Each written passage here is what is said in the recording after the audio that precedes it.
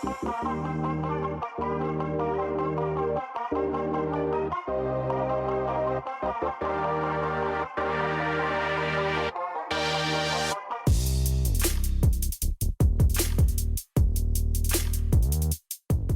están? Les damos la bienvenida a Senado Conecta. Hoy en nuestro último capítulo de esta temporada vamos a conversar junto al sociólogo, también periodista Raúl Sor, a quien saludamos. ¿Cómo está, don Raúl?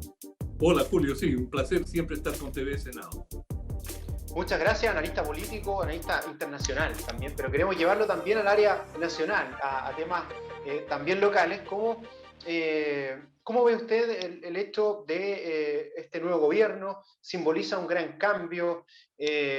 También quizás sea demasiado pretencioso creer de que una de las misiones será tal vez afrontar esta crisis de representatividad, haciendo la política tal vez de otra forma, cambiando tal vez más las formas que profundizando en algunos cambios que uno dice en 4 años de gobierno tal vez es muy poco tiempo o resulta un tanto difícil.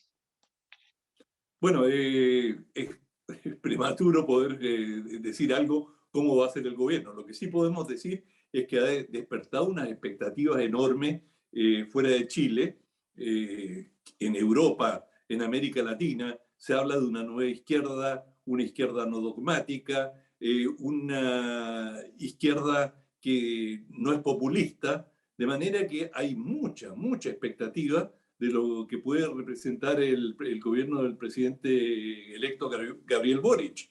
Y leyendo la prensa extranjera, Chile ha tenido a lo largo de su historia muchas situaciones en las que ha sido visto como un país modélico. Ocurrió con la Revolución en Libertad de Eduardo Frei, ocurrió con la Unidad Popular, después con el experimento neoliberal de la dictadura y la restauración de la democracia.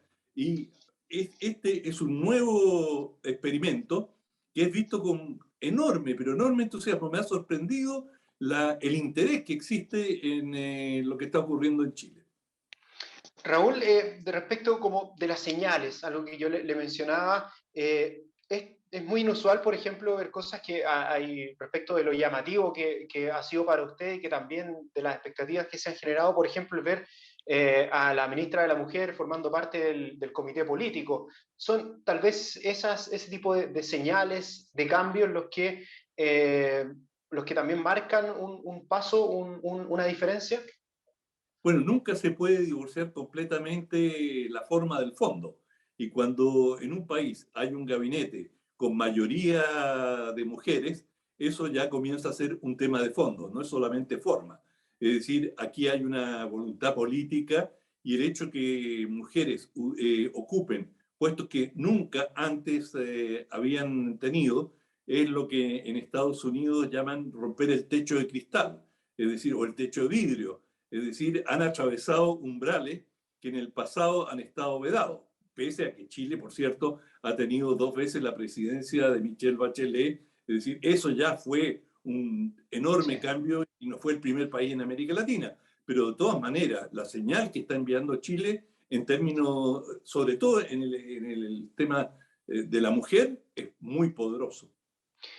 Raúl, ¿el futuro será verde o no será? Tal vez tiene que ver con un tema también de fondo del gobierno, no con la forma. También apuesta por un gobierno ecológico. Eso parece ser clave, no solo es un tema global, pero en Chile, que es uno de los países con mayor estrés hídrico, por ejemplo, y más expuesto a este tipo de consecuencias, pareciera que también pudiera tomar un liderazgo, pensando en que va a ser Maísa Rojas quien va a estar adelante de ese ministerio. Sí, bueno, Maisa Rojas es una científica reconocida mundialmente y que ha hecho un aporte enorme en el debate de estas materias y tiene un conocimiento muy profundo, de manera que eso ya es un gran aval para lo que venga, pero Chile está muy atrasado en una serie de materias medioambientales, realmente muy atrasado. Es decir, un país que admitió durante décadas el concepto de zona de sacrificio. Es algo aberrante que un país tolere sobre todo que incluso en la antigua Constitución se señala que todo ciudadano tiene derecho a un medio ambiente benigno y en el cual pueda desarrollar una vida normal. Y eso en Chile no ocurre. Hay zonas de sacrificio donde niños de corta edad han sufrido desmayo y se ha vulnerado su derecho básico a crecer en un medio ambiente limpio y sano. De manera que el tema medioambiental va a tener que estar en el centro por una variedad de razones, además del calentamiento global, de la escasez hídrica o el estrés hídrico que tú señalabas. Hay una serie de apropiaciones de regiones, de acceso, que también han sido muy cuestionados por la ciudadanía y que uno espera que estén en la primera línea de decisiones del gobierno. Porque parece ser que no cabe otra vía a un desarrollo que no sea sustentable en esta materia. De lo contrario, vamos rumbo a un precipicio en este tipo de temas.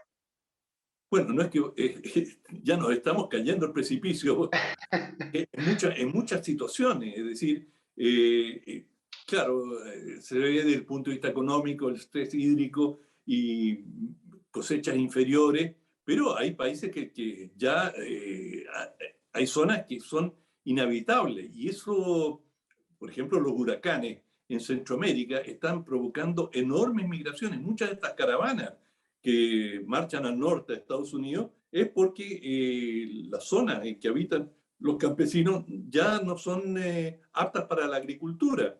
Y junto con, bueno, tenemos el tema de los derretimientos de las nieves y las inundaciones y una serie de situaciones que son extraordinariamente complejas y que son contrarias a la existencia o a la presencia de sociedades en esos territorios. Y eso no lo estamos viendo solamente en América Latina, en Centroamérica, sino que está muy patente en África, en el Medio Oriente. Recordemos que la primavera árabe, hace algunas décadas, fue producida por una gran sequía y eso hizo subir enormemente el precio de los insumos básicos alimenticios, especialmente el trigo, y eso precipitó esta gran revuelta. Bueno, eso puede volver a ocurrir y hay signos de que hay una inflación alimentaria creciente y que eso, incluso en Chile, ¿no? Puede tener consecuencias sociales. Don Raúl me hizo acordarme de una canción que se llama Bolivia y es de un cantautor uruguayo llamado Jorge Drexler, donde dice que la puerta giratoria a partir de la migración, que la vida no es nada más que una puerta giratoria. Y bueno, Chile también puede verse afectado, como está ocurriendo en otros países, a eventos que produzcan la migración de chilenos. Ojalá eso no ocurra nunca y todo se revierta, pero está Chile enfrentando una crisis migratoria también respecto de la llegada de ciudadanos de otros países y cómo ve usted justamente un choque cultural que se ha producido, que a lo mejor no es tan profundo como sí ha ocurrido en otras situaciones migratorias, por ejemplo en Alemania el año 2010, pero que de todas formas algo provoca en el acontecer nacional. Bueno, migración Chile ha tenido siempre, emigración, por ejemplo, en el sur, en Chiloé, en el extremo sur, muchos chilenos emigraban en forma regular a la Argentina y bueno, como había una recepción favorable, se lograban instalar allí, pero siempre han habido movimientos migratorios en América Latina. En un momento eran millones los colombianos que emigraban a Venezuela. Bueno, ahora se ha revertido y son los venezolanos a quienes les ha tocado, desgraciadamente, emigrar en forma masiva. Se habla de 5 millones de ellos. Algunos han venido al país. Y los movimientos migratorios, cuando son masivos, siempre tienen un potencial para generar fricciones. Y estas fricciones las hemos visto en Europa y con un aumento exponencial de la xenofobia, que es el rechazo a los extranjeros, en algunos países más que en otros, pero también en América Latina se han dado algunas expresiones xenofóbicas, incluso en Chile, muy pequeñitas, muy afortunadamente todavía es un fenómeno que lo podemos contar con los dedos de la mano o individualizar, pero tiene un potencial amenazante. Aquí se requiere también desde el gobierno o desde cómo se generan tal vez alianzas en la región, una mirada tal vez con un mayor multilateralismo, con ver esto de forma más global, de cómo se enfrenta esto más que una mirada local. Creo que siempre se recomienda que las soluciones sean con esa mirada. Julio, pusiste el dedo en la llaga. Absolutamente. No hay soluciones nacionales estrechas para grandes problemas globales. El tema del cambio climático no lo puede resolver ningún país. Nosotros podemos reducir el uso del petróleo a nada e igual por el calentamiento global. Por lo tanto, o lo hacemos de manera multilateral y lo hacemos a través de las COP y a través de grandes acuerdos internacionales, o vamos a seguir enfrentando esta situación. Y lo mismo vale para temas de salud. Nadie está a salvo hasta que el último esté a salvo, se dice en relación al COVID-19. Es decir, mientras hayan países que tienen bajos niveles de vacunación, todavía el virus puede ir cambiando, puede ir mutando, y eso va a representar una amenaza para los países que ya creían haberlo superado. Y también en términos económicos, políticos, las migraciones tienen la lógica de los vientos, van de las altas presiones a las bajas presiones. De manera que migraciones van a haber. El asunto es cómo se enfrentan, y tú señalabas bien que la mejor manera de enfrentar en forma humana, decente, los movimientos migratorios es con una mirada multilateral, y en este caso latinoamericana. Estamos junto a Raúl Sor en Senado Conecta, pero queremos hacer una pausa y al regreso estaremos conversando sobre más temas en nuestro último programa de esta temporada.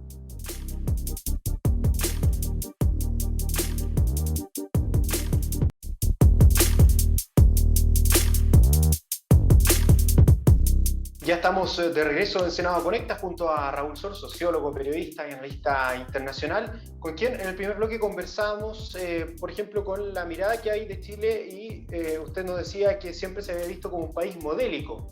Se ha, por ejemplo, en la nueva constitución, en el debate, ¿no es cierto?, de la convención, propuesto, por ejemplo, que se avance o que el próximo sistema, digamos, de gobierno sea un presidencialismo atenuado con una presidencia y una vicepresidencia. También la expresidenta Michelle Bachelet hizo una invitación a la propia convención a mirar nuestra historia desde este punto de vista, pero de forma crítica. ¿Qué ejemplos podemos ver de cómo podría cambiar una administración de gobierno, entiendo, con poderes un tanto más equilibrados, evitando la colisión a lo mejor entre los poderes del Estado, pensando justamente en cómo va a ser la nueva Constitución?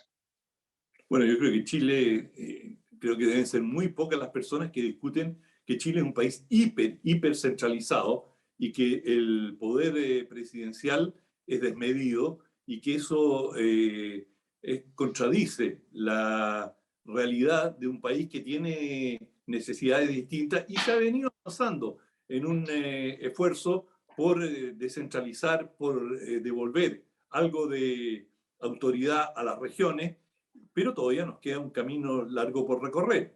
Ahora, los modelos, digamos, cuál es el nivel de presidencialismo, cuál es el rol de un vicepresidente, me parece que la hiperdependencia del presidente que tenemos hoy es absolutamente nociva, y que en caso de una crisis, puede ser incluso una crisis de salud, nos precipitaría a una situación bastante compleja. De manera que buscar fórmulas de descentralización en todos los ámbitos, descentralización de la capital hacia las regiones, descentralización en los niveles de toma de decisiones, descentralización en los recursos, todo eso es una necesidad y una demanda que todos fuera de la capital manifiestan en forma unánime, pero también las comunas en relación al gobierno. De manera que yo creo que hay poco debate sobre la necesidad de descentralizar. Lo que sí es cómo se hace y cómo se distribuyen o redistribuyen los poderes que hoy día están absurdamente centralizados. también esa descentralización tiene que otorgar cierta autonomía. Vemos ejemplos, por ejemplo, de países como España, donde hay quizás sistemas a mirar. ¿Qué ejemplos ve usted a nivel mundial que a lo mejor pudieran, no sé si adecuarse de cierta manera, porque Chile es un país muy distinto por su geografía, por sus características, pero sí hay quizás que mirar algunos ejemplos y ver si se puede, o si se puede, o si se va, sin duda, a incorporar, porque así va a ser, para eso está la convención, de dar esa mirada local de cada uno de los representantes del territorio. En términos de modelo, a mí me parece que Alemania es un país extraordinariamente descentralizado, tiene una descentralización en todos los ámbitos de la cultura y tú ves, por ejemplo, los distintos estados, bueno, Alemania es una república federal, pero los estados tienen su propio presupuesto de cultura, tienen presupuesto de salud, en fin, operan, tienen sus propias policías, operan con un grado de autonomía realmente enorme. Y si tú quieres hablar de una ciudad, bueno, Alemania tuvo por mucho tiempo, por razones históricas, como capital Bonn, que es una pequeña ciudad en el sur de Claro, Alemania. Ahora es Berlín, pero si tú piensas en Hamburgo, en Múnich, en una serie de ciudades en Colonia, que son ciudades que pueden competir perfectamente con Berlín. Eso es descentralización, no es Santiago. ¿Y qué más hay? Bueno, sí, Valparaíso, Concepción, pero como ciudades, es decir, si tú ves la distribución del poder en Alemania, es un país muy logrado. Y podría mencionar a otros, pero Chile tiene, bueno, Chile fue una colonia y como tal, ese es un lastre que vamos a cargar. Y como colonia, había que informar a la corona de todas las medidas que se adoptaban, de los gastos, y había que enviar informes. Y lentamente el país comenzó a descentralizarse, pero nunca lo hizo en forma real. De manera que las regiones quedaron absolutamente abandonadas en muchos casos o con un poder muy marginal. Si tú piensas lo que fue el desarrollo de Alemania, Alemania es la unificación de muchos estados independientes. Baviera era un estado independiente, digamos, lo que era la Liga Hanseática en el norte, donde estaba Hamburgo. Es decir, para no entrar en la historia de Alemania, sí, sí. pero eran muchos estados que se unificaron. Es muy distinto de un estado colonial en que el conquistador determina dónde está el poder y después va entregando, distribuyendo cuotas, pequeñas cuotas de poder hacia las provincias. Porque además se ven problemas que hoy es posible palpar, una quizás sobrepoblación de una capital y también la falta, como usted decía, tal vez, no sé si usar la palabra abandono, pero de regiones que están más en los extremos, que tienen más carencias, de personas que muchas veces tienen que trasladarse o a la capital o a otras ciudades para tener servicios que tal vez en lugares, como decía usted, Alemania, donde hay ciudades que perfectamente pueden competir con la capital, pueden contar justamente con esos servicios, ya sea de salud o de otro tipo. Claro, bueno, es el gran problema en Chile, que si tú te quieres ir a vivir a provincia, te va a costar encontrar, en algunos los lugares principales no, pero en muchos lugares no vas a encontrar colegios de calidad para los niños. Si tienes requieres un especialista, vas a tener que viajar a Santiago o tienes una lista de espera infinita y así sucesivamente. De manera que incluso ahora que existe una voluntad de trasladarse fuera de Santiago, por lo menos en ciertos sectores más jóvenes de la población, aún enfrentan dificultades objetivas. Perdón. Claro, no es fácil hacerlo para quienes se lo propongan.